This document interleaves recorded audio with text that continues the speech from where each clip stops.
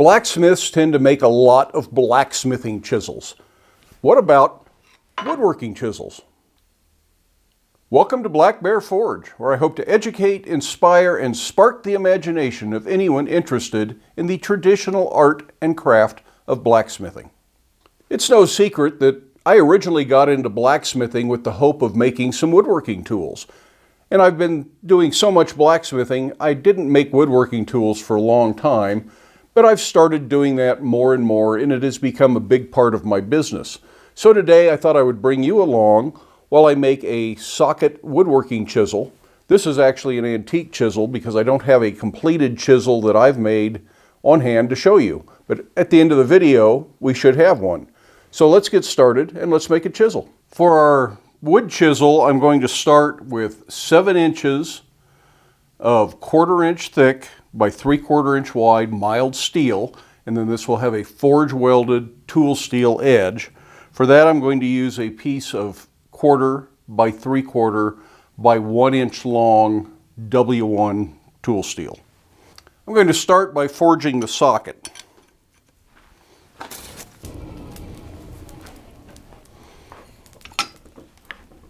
I'm going to use a fullering jig, and I'm going to neck down about 1.5 inches from the end just to give a nice transition where I want that socket to be.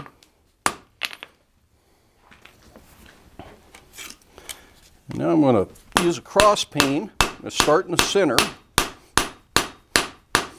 And I want to flare the end more than the part near the chisel. I want to leave this fairly much what it is to start with. And I want to flare this end. I don't want to thin the edges too much at this point because I need enough material to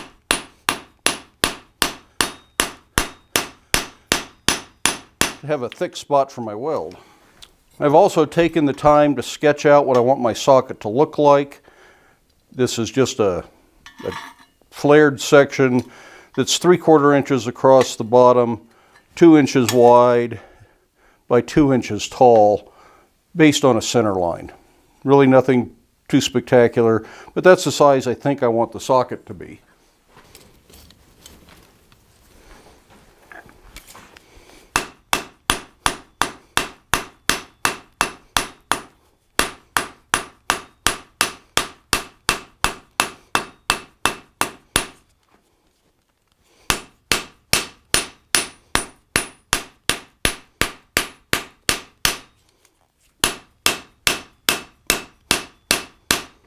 I will then compare my forging with that. Need to draw it out a little bit in length, but otherwise it's pretty close. So I'm going to draw this out a little this way, clean up this shoulder. A lot of this will see more cleaning up after it's welded. You want fairly crisp corners up here at the top so you can get a good overlap. And then I'm going to just barely taper these edges for a scarf. It is still thicker just back from the edge than it is right in the middle of the socket.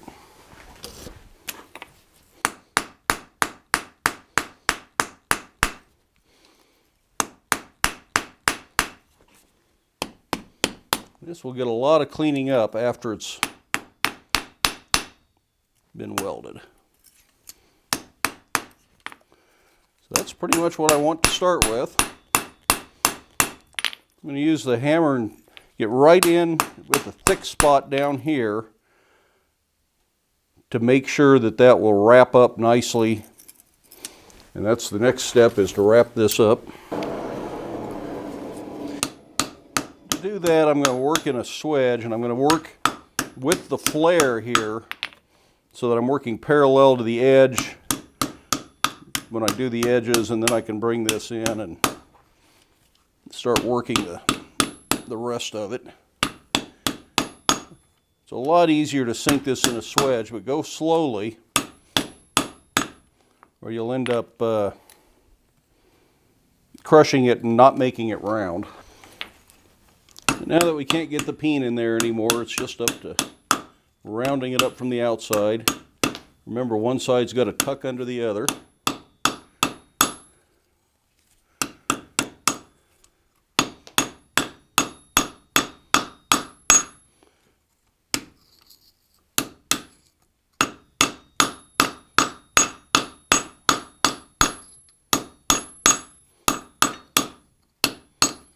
I'm not too worried about the final shape. I just want to make sure I've got it wrapped it well enough that I've got something to weld. And then the welding will take place on this little bick. I think that one's a little bit longer. And we'll get it hot and flux it and then weld it. This isn't going to need a bunch of flux. It's a little tiny weld. And it's also very thin, so heat it very slowly or you'll burn the end off. Because the very end is a little bit thinner, I'm pushing it past the hot spot of the fire so the thick area heats a little bit faster and that thin area is protected from being overheated. It's getting very close. I'm heating it quite slowly, so it's taken a while to get up to heat.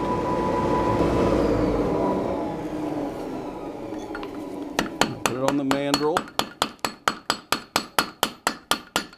Give it some light welding heats.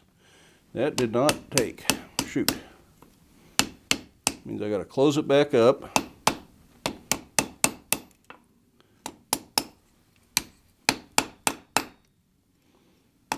Try and get the edges back together. You only get a few shots at this. If it doesn't take the next time, I'm probably going to have to start over.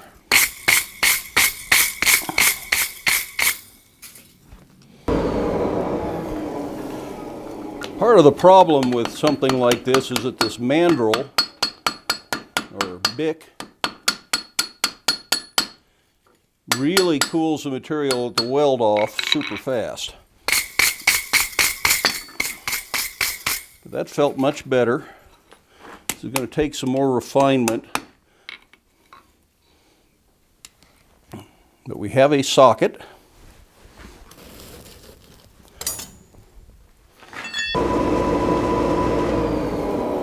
Still working at welding heat. I'm going to go back to the swedge and work this area that's more solid. And just try and get that to transition and close up the very end of that where it doesn't fit in my mandrel.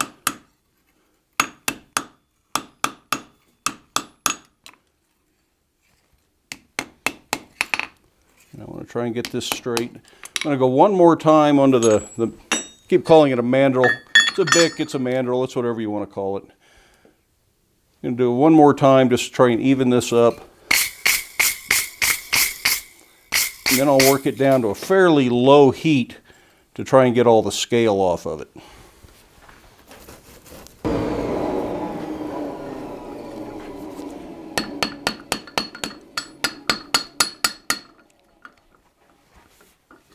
I'm going to keep kind of pushing onto the mandrel so I can hopefully get it in a little bit further as I go here.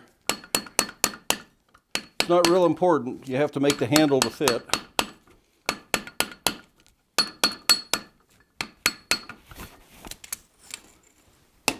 And go back to straightening as need be.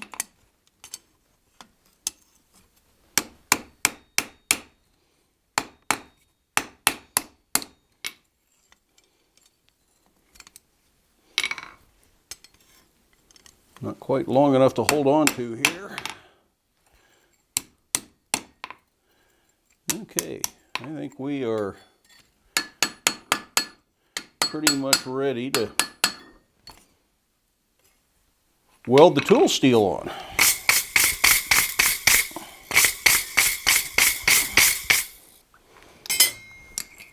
Now, which side do we weld the tool steel on? This side you can see where the weld seam is, and this side you can't. So this will be the better looking side in the long run, and that's the side that'll have the bevel. The tool steel has to be at the very tip of the bevel So that means it has to go on this back side. Now we could easily put a little tack weld with a MIG welder and hold that on right at the end, and we wouldn't have any problems at all. But I'm going to try and do it without doing that, which means I'm going to balance it as I come out of the fire. So I'm going to heat this up, flux the chisel body, then I'm going to put the tool steel on it, put it back in the fire, and try not to lose the tool steel.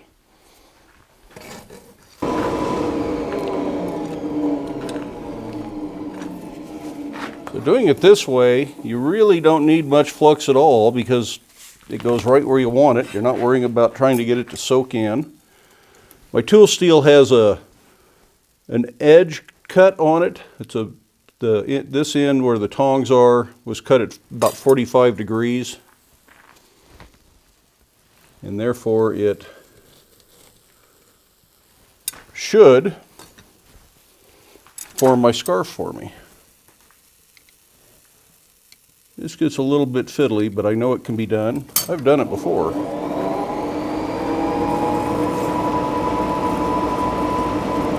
Just have to be very careful with it.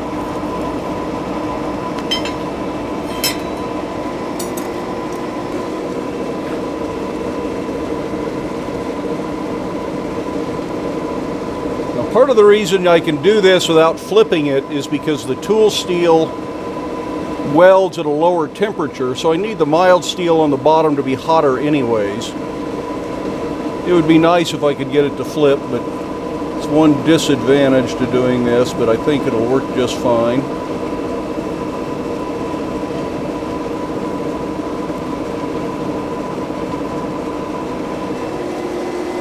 And the initial weld just has to be a little bit of a tack weld.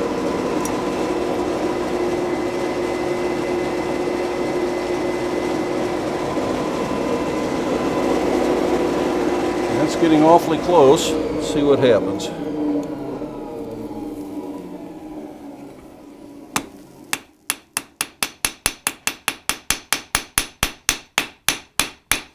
So now I can put that back in, flux it again, and move it however I need to. So you don't have to have an arc welder to do this.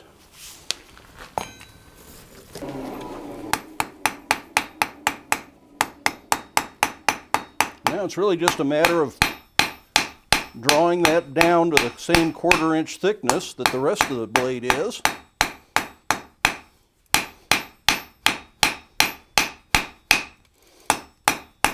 And keeping an eye on the scarf to make sure it blends. So this stretches that 1 inch piece of steel out until it's about 1.5 or 2 inches. You can get a lot of sharpening over the years out of 1.5 of tool steel.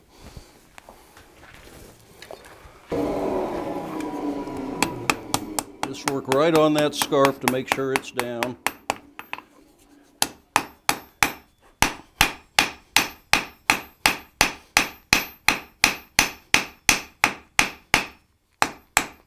Try and keep the width the same throughout. But I do try to taper the thickness just a little at this point. I think it just makes a more graceful chisel.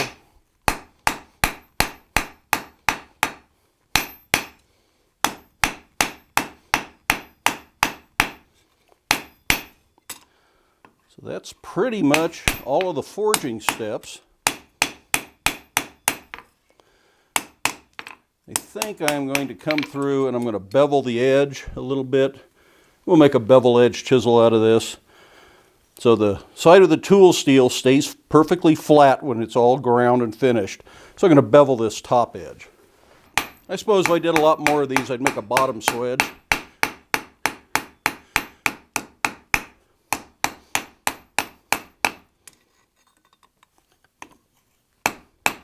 But you don't always have to have specialized tool to do fun projects.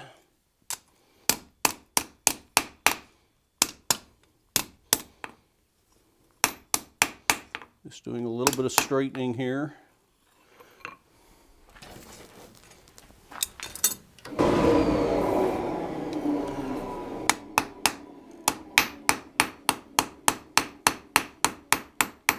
These bevels will be completed on the grinder, or with a file if that's all you have.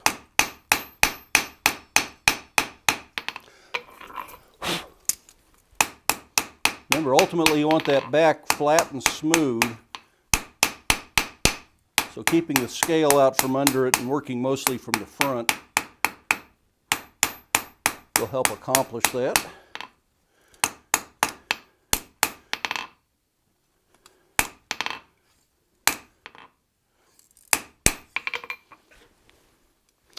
The next thing we'll do is put a touch mark on it.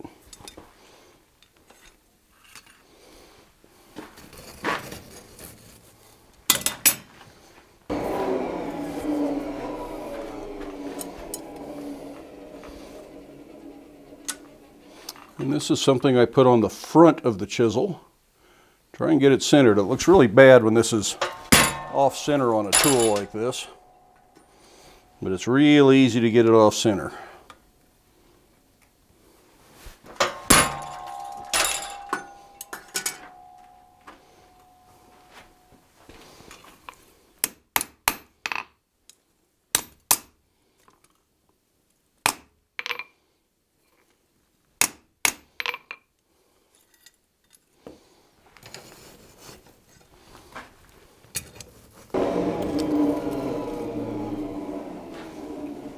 Then one last very gentle straightening of the socket without crushing it.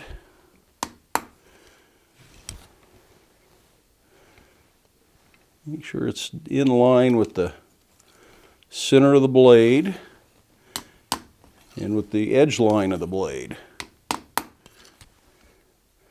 Although sometimes the chisel's offset from the top to the bottom of the chisel. Sometimes the socket is offset from the top or bottom, but that's a kind of a specialized thing, and this is just an ordinary everyday chisel. So that is all we need to do before we go to the grinder. I'm going to heat the tool steel part up to a dull red and then let it normalize. Here is the forged chisel.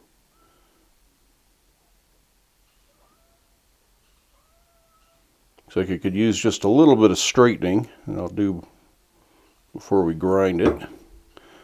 It's got a socket that'll need a little grinding and cleaning up, but otherwise it's pretty close. And you could finish this with a file, or you could finish this at the grinder. I'm going to go ahead and grind it just so we can get it done a little bit more efficiently. So you just check that with a straight edge. Make sure you don't put it up on the socket because that throws you way off. And there's just a little bit of a bow right here. So I'm going to straighten that with the 3-pin method that we've looked at before. And this isn't going to take a lot. Remember, this has not been hardened, but also where I'm straightening it is right about where the forge weld ends. So I'm really straightening mild steel more so than I am the tool steel. That's good and flat now. Let's take that to the grinder. So I'm going to go ahead and grind this. I'm going to clean the end of the socket up a little bit, just get rid of some of the scale and the hammer marks, and I want to do a pretty good job of cleaning the back up completely. For a good chisel, the back needs to be smooth and perfectly flat. Some of that gets done in the sharpening process, but I need to set it up so that goes easier. And then I'll also grind the bevels on it. I don't think I'm going to show all of this. In fact, I know I'm not going to show all of it. Watching me grind for 20 minutes is quite boring. So we'll see you on the other side of the grinder, and then we'll take a look at what we've done.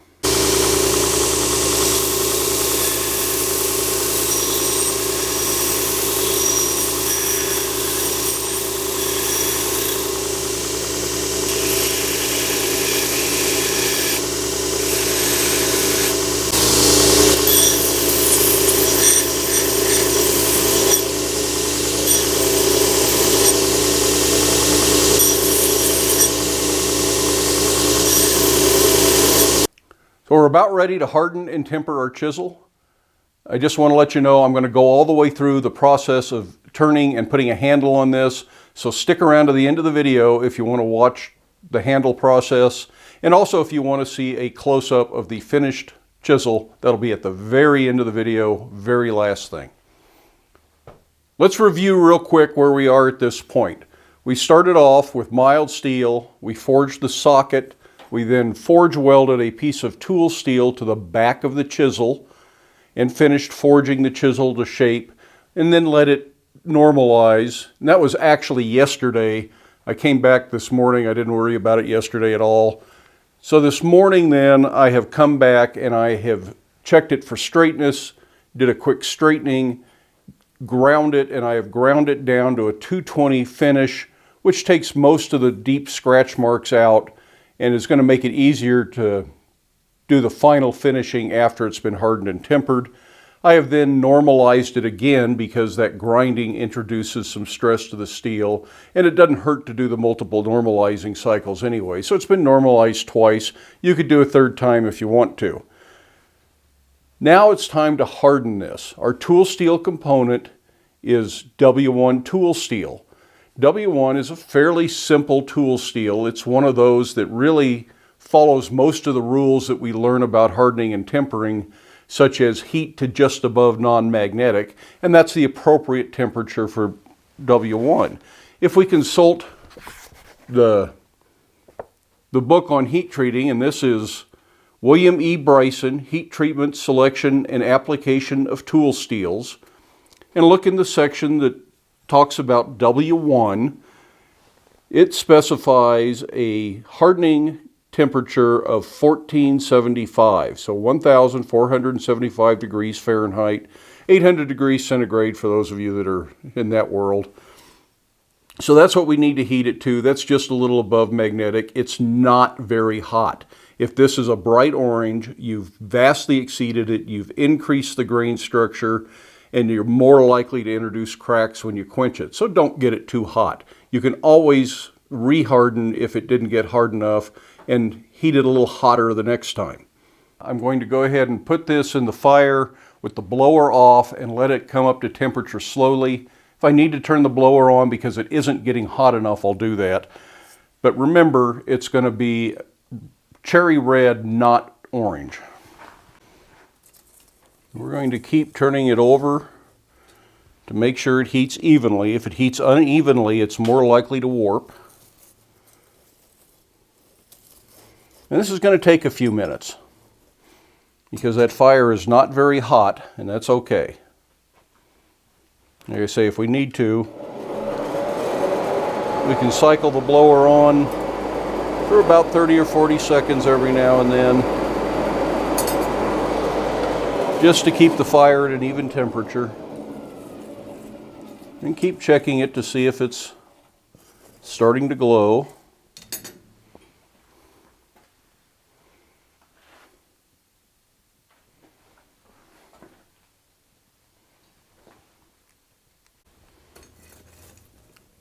It's been about 5 minutes of slow heating. The very tip is non-magnetic, but the entire tool steel area is not. So I'm going to push the tip through a little further into a colder spot of the fire and continue to let the rest of that tool steel area heat. The part that's mild steel does not have to get up to hardening temperature. Just the entire tool steel area does, with a nice transition into the rest of the blade. Non-magnetic there.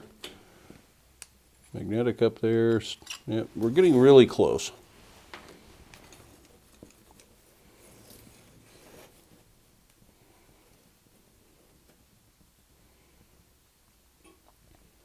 You don't want to overshoot it and then let it cool down to the right temperature. You should always quench on a rising heat because you've increased grain growth. If you overshoot it, just let it air cool and normalize and let that grain return to normal, and then bring it up again and be more careful the next time.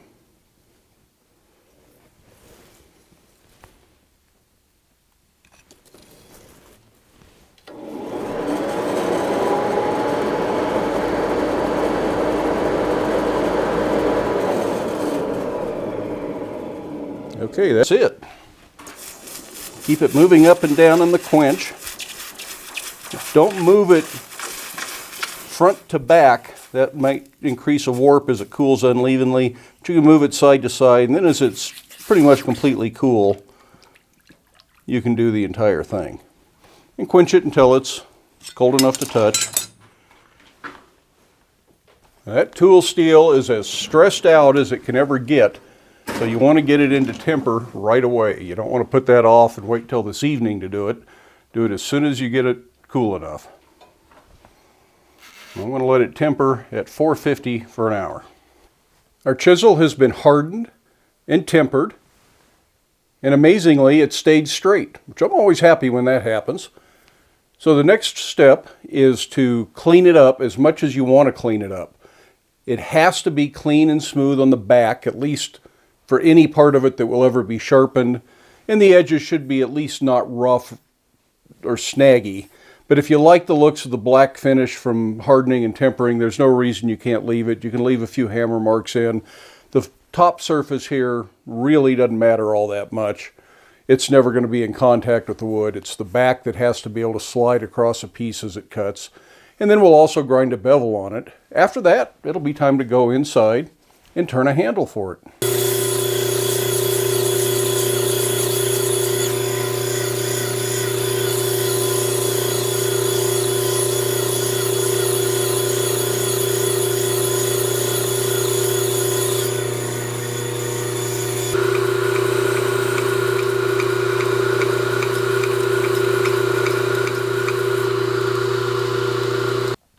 Well, here's our finished chisel.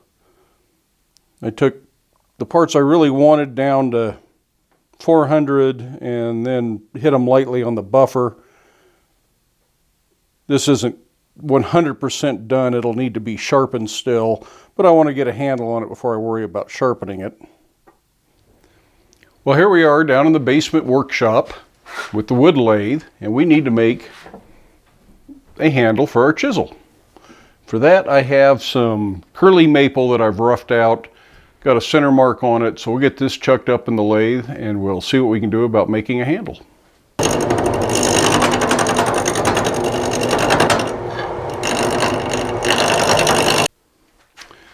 Okay, we have a roughed out cylinder, and this is essentially the shape of handle I'm going for here. So I just want to mark off enough material to know about how long to make it and about how much to leave for the little stub that actually goes into the chisel.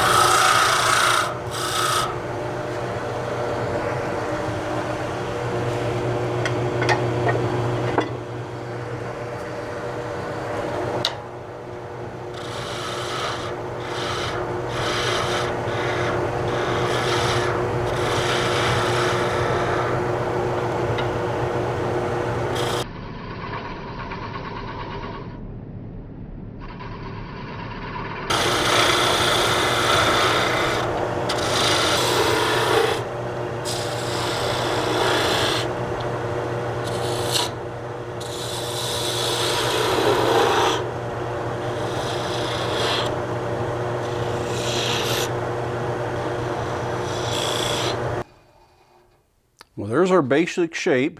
I'm sure this is still way too big, but I don't think the handle needs to come down anymore. So I'm going to try that in the chisel and then we'll see.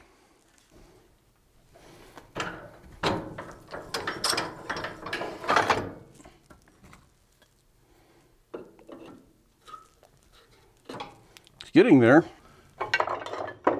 And even though it's not the best technique in wood turning, I like using a scraper for this because it's very controllable.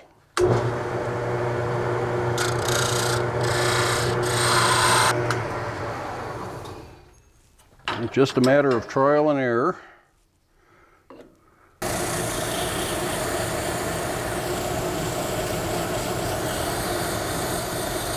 Now I'm going to go ahead and burn a couple of little lines in here. Sometimes I think they're a little bit of a cliche, but they do look nice. And we can just show how that technique works. I'm going to run the lathe up real high.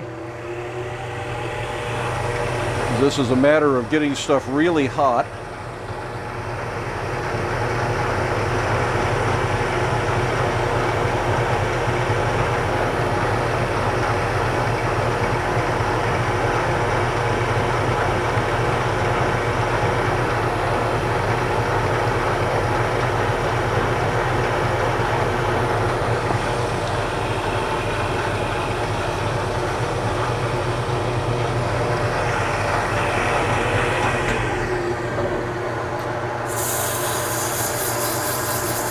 It's just that easy.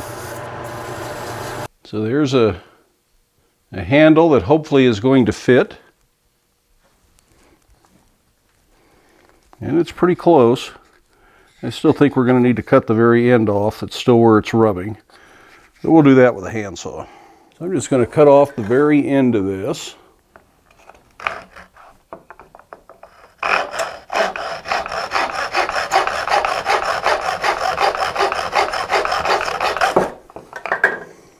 See if that fits the chisel now. And that fits very nicely. They're a little bit crooked though. Hard to tell if that's my wood turning or probably the chisel socket is a little bit crooked. So we may need to do a little bit of work here. And for that we can either cut very gently with a knife. Now on the opposite side, I'm going to take a little off the point and hope that this still fits when we're all done. And remember which side was which. Just in case you get it backwards. That doesn't seem to have made any difference yet. Well, maybe a little bit of difference.